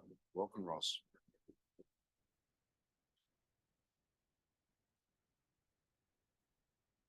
Thank you, Worship. Morena koutou, councillors. So this report covers two aspects of concept plans. One is the progress with priority projects in the Ōtorohanga Town concept plan, which Jared referenced in his report. So no need to dive into that unless there are any questions. And the second element is progress regarding the Kawhia Ōpērau and the rural concept plans, and included in the report is a summary of the feedback and engagement from the first round of engagement regarding those two plans. So prepared by Becca. So what I wanted to do, in addition to any questions that may arise, is just perhaps share some thoughts around the most recent engagement that we've undertaken, and note that there is in addition to the engagement sessions and dates in section 4.1, there is a further mana whenua hui scheduled for the 27th of this month, so next week. So my take on the three sessions public sessions that we've had, is that there are largely a reinforcement of the information and the feedback that we got in the first round. So it didn't appear to me, at least, to be many gaps of any substance. Obviously, some additional ideas and projects have been flagged by folks during those discussions. So I guess that in itself is a confirmation that we've connected and captured the key things that I think are most important and uppermost in people's minds. I think it's highlighted to me, particularly in regard to the rural plan process, how important roading is to our rural community. And we, I guess, from a project management point of view, we need to think about how we might best reflect that. You know, is that something that should stay and feature in detail in a concept plan, or is that something we note through the process and ensure that as we go through the LTP process and looking at the roading program, that detail is maybe better reflected or best captured through that process. So some thinking to be done. With that, Your Worship, I don't think there's anything else that I'd like to add, but there are certainly a number of people in this room and around this table at those various sessions, and there may be other reflections that you will want to share. But maybe I'll also one more point. I think without exception, those that attended those sessions were appreciative of the opportunity and were pleased that council was reaching out to our communities in the way that we have been. So. And thanks, Ross. I think what's really important, what you just said then, is really, and it's important for staff to note how important roading is to the rural community. And, you know, we'll get brought up time and time again because, you know, as you would have got feedback from some people at Ōtorohanga, that all they see is roading as being the one service that is offered by council, as much as they need a community to come to. That is what's right in front of them every single day of the year that they're driving on our roads. So, yeah, thank you for acknowledging that. Secondly, I'd just like to acknowledge what you and the staff have done, Nadia, especially in terms of setting up the displays. I think it's really nice to be able to go into a hall or a community centre and see the displays on hand and the information in front of everybody and the opportunity to put post-it notes down. So big ups to the team for what they've done to make this way easier for the community to engage. And I think even in my brief experience out at Ōtorohanga that day, positivity of that hui versus what we were a couple of years ago with the first engagement, it is really now the opportunity, I feel, for people to come and share rather than come and just voice their concerns and complaints. So thank you. Councillor Johnson and Councillor Green.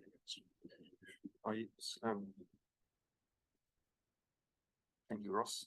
Just with regards to on page 165, the Ōtorohanga multi-purpose facility feasibility study. I just a bit of clarification on there. You've been sought funding from the lotteries grant for this study, and the project's going to proceed in any event. Just wondering if you could explain. You're wanting money, but it doesn't really matter. You're wanting a lot of these grants, but then it's not going to. You're going to do it anyway. Yeah. Well, I think through Your Worship, you as a council identified that study as part of that project as a priority. Yeah. So what we're looking to do is, if there were external funding sources available, we would look to limit cost to our communities. And there's no one can predict the outcome of the lotteries process, but there's no impediment to have a bob each way, if you like. So it won't count against this, the fact that we are moving ahead with this, as long as we haven't completed the study before lotteries make the decision. So we've been very clear. Sandra's been in contact with the advisor, the DIA lotteries advisor, so we are working on advice that through you, Your Worship, just really a comment about the huge effort that's gone in with the community consultation, and it is really appreciated. And I would like at some stage for you to feed back to the girls that are making, and they went to a lot of trouble, and that sounds like, but engagement is really good. And it is appreciated. And the comments that are coming back through the community are very positive. Through you, Your Worship. Yeah, ditto about the engagement days. Like, so much positive feedback, and it's fun, and the kids love it. Well, they didn't really love me telling them to get off the buzzy bee, but no.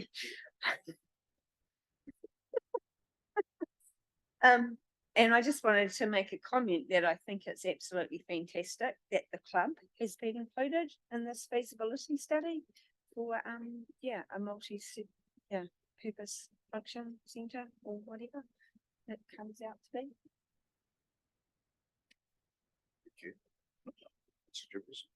Thank you, Your Worship. Yes, ditto for me too. I think Ross, well done for the sessions we've had at Kawhia and to everyone involved in getting that set up. And I just wanted to mention specifically Tony's skills, cooking sausages and onions on a makeshift barbecue. He scored a lot of brownie points that day, I think. So well done, Tony. And the only thing that came out of the discussions that I had with a few there was still a little bit of confusion as to where the Kawhia Aotearoa boundary stopped. And there was one or two that sort of, they weren't complaining, but they were wanting to know why the likes of, say, Ōtorohanga, why weren't they included? But we had to try and explain that, you know, you've got to draw a line in the sand somewhere. And really that they were in the rural area. So I guess the next question then was, is there any intention at any stage to perhaps just present something to the rural people in that general area who perhaps haven't been able to get along to the Kawhia Hall ones?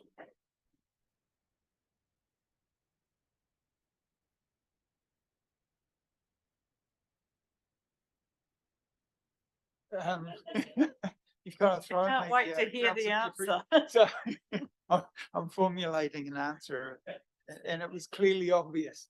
I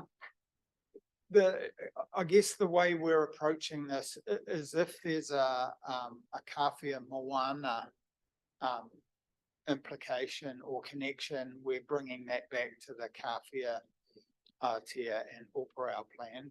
But if it's a more land-based, whenua-based, and it's more kind of aligned to rural, we're pushing that back, I guess, into the rural plan. Your question around what more can we do to engage, or what opportunities there are to engage with the Hauturu people? There's an online portal, you know, there's the same information and the same questions and prompts that we've offered at the, you know, attend in-person sessions that are available to those folk and anyone else in the community. And if there are particular issues that you're aware of, then maybe feed those through to us as well, and opportunities. Yes, you did very well on the fly there, Ross. We're good, Councillor Williams. Yeah, thank you. Through your worship to Tanya, was that partly though part of the a deliberate scaling down of previous communications where we did go to the Hauturu Hall and the Hanakiwi Hall and QQ and yeah. Yeah, I think so. I guess, you know, sort of fewer places, dare I say it, like higher quality, but yeah, I think that's been part of the strategy. There's nothing stopping elected members as our champions meeting with groups in your communities, even asking if a staff member can come along. We won't take the whole road show, but it could be, like Ross said, if there are particular issues in that area, or they have a monthly meeting or something at the local hall, let us know. And one of us might be able to grab you and pop out and just, you know, have a cordial with them. But yeah, to be able to take the full road show to every hall in the district has been, yeah, probably not possible this time.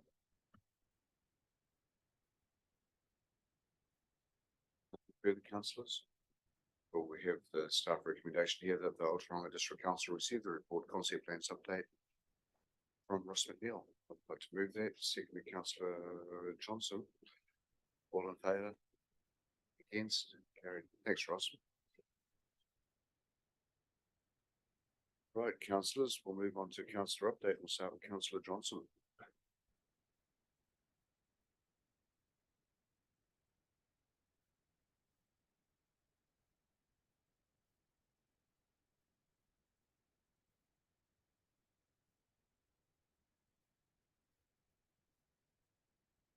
I can put your mic on, please.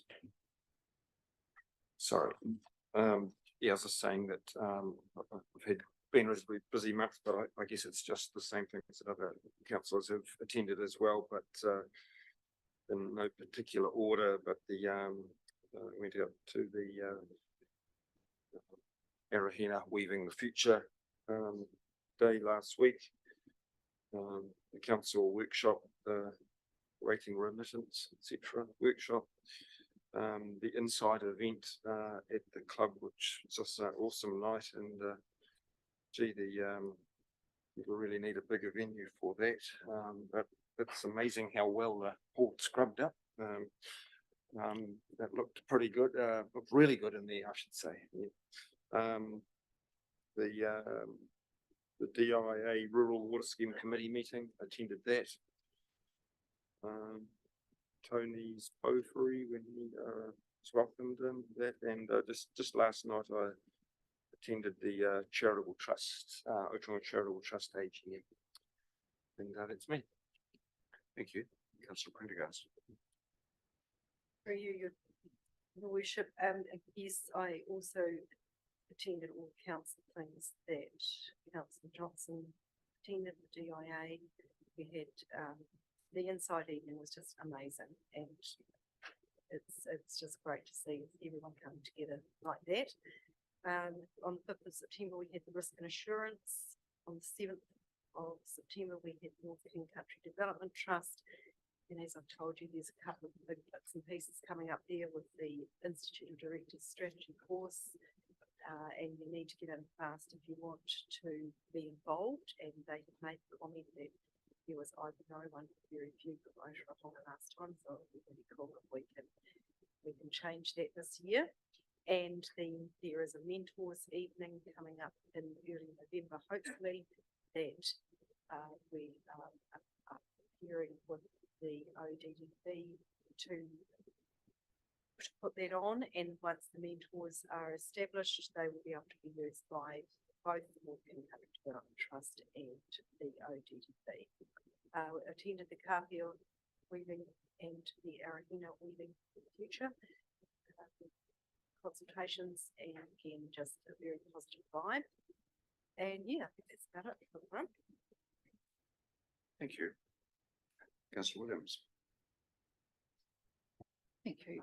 I think I've been in attendance with everyone else along with these days. I think there was good value in the DIA meeting with, and particularly from Tangata Arawai, the legislation and a bit more clarity, and obviously things are changing to take account of issues that have been raised. I was at the Joint Committee for the Waikato Civil Defence Emergency Management on Monday. There's some work going on around legislation changes, and there's a special meeting on the 30th of October around some of those changes as well. And there's some work I need to follow up on and around commitments that affect local government that have always been there but are being pulled out and made more obvious. So you might need to find out more on that. There's a shakeout on the 19th of October, and this with some emphasis that we're going to take advantage of on tsunamis. Yeah, and yeah, complimenting the staff again on the efforts around the Weaving the Future workshops and the work with Becca and the staff working on weekends, etc. Thank you very much. Thank you. Mr. Christensen. I'd just like to add that the deputy mayor actually came and helped with the community garden too, which we're planting the first lot today outside the police station. Inside, great night, ODDB meetings, Weaving the Future, which I really enjoyed on Saturday. Yeah, that's about it, I think. Thank you. Councillor Bell. Driving down to the schools. Yeah, we know. No comment.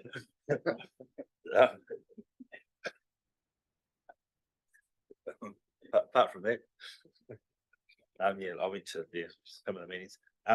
Interesting though, at a regional transport committee meeting yesterday, which I attended, but at that, well, it's been going on before that, but Kinahaku School, they're looking at stopping the school bus because it's the route it's got at the moment. So Kinahaku is actually in Waitama district, but people in Ōtorohanga district go on the school bus. Anyway, they changed the route to the southern end, and then there were 6 people. So now they've, or 7 people or something, but you have to have 8 people. So now they're not to go back to another route, but they do have a route where they could pick up from the northern, the southern end and the northern end combined, which the bus drivers got to drive past, one, which would give them 9 people, but then that would be 2 separate nights. It's just MOE sort of thing. So anyway, I've been working with Councillor Osborne from the Waitama District Council to just try and push that through that committee. That so hopefully they're going to make a decision next week. But it's obviously a big effect for little rural populations where if you're in Kinahaku area, the nearest fuel station's Ōtorohanga, which is quite a hike, and some of those little schools don't have many people anyway. So anyway, so that's another thing of what I was at. Well, part of what was at yesterday. That stuff's just standard business. I did go on to had some people just bring up some concern about with the Hawaii fires and like forest fires and things like that. And another group I've kind of been on, which I got on years ago, was about animals, because it's like the experiences in Australia where if there's a fire, most people lose their lives going back to try and support their animals or get their animals out. So anyway, so yeah, they're going to do some more work on that. I think it's some sort of emergency. How do they clear animals? But also there was a Zoom session from NIWA, which is forecasting the weather, and it's looking like it's going to be a dry. Well, their weather patterns are exactly the same as 1987. So if you remember back to 1987, that's what the weather's going to be, which was droughts in the Hawke's Bay and Gisborne area. So yeah, but otherwise, yeah, pretty much. Thank you. As usual, but yeah, it's fun sites. Councillor Hughes. Thank you, Your Worship. Fourth, went to the Ōtorohanga Community Board meeting, which I think was probably one of the shortest meetings I've ever been in, but it was, had one thing on the agenda. It was about the trees outside the Waka House, which Councillor Christensen would be impressed that I brought an arborist out and did a little bit of research on these trees before I went into the meeting, and totally impressed Jared about my knowledge on Melia trees. What? Sorry, with your modesty, did you say? Eh? You're impressed with your modesty. Yes, exactly right. Yeah, that was. I'm a very humble man. On the 5th was a fairly busy day, so I was involved in the assessment of the consultants for the multi-purpose facility.